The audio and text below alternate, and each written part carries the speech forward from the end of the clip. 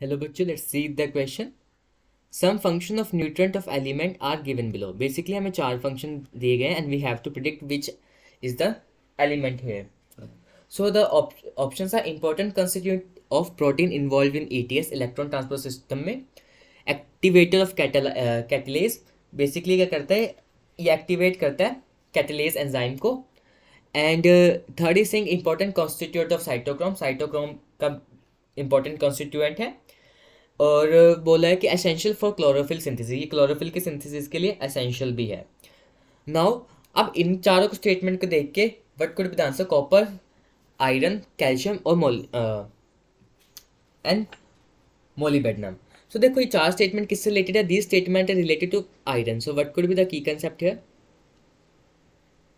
So the key concept is iron basically Fe.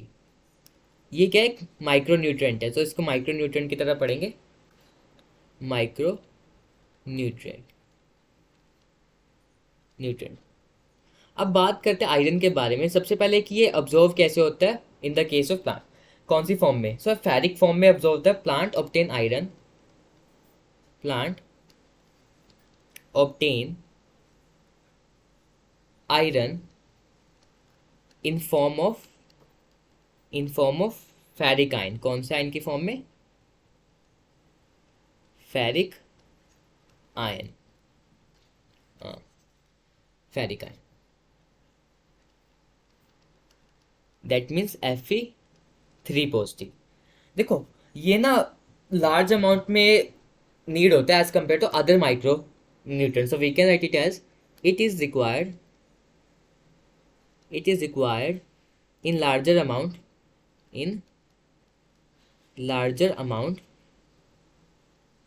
in comparison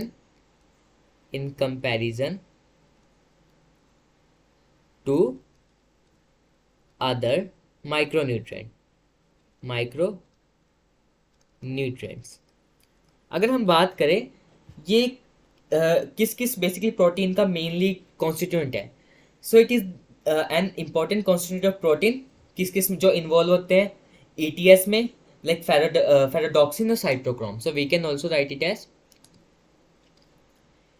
important constituent of protein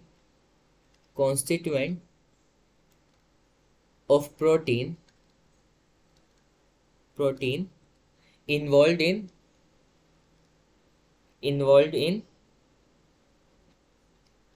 ETS electron transport system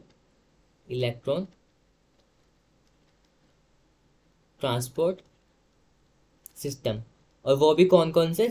specific like फेराडॉक्सिन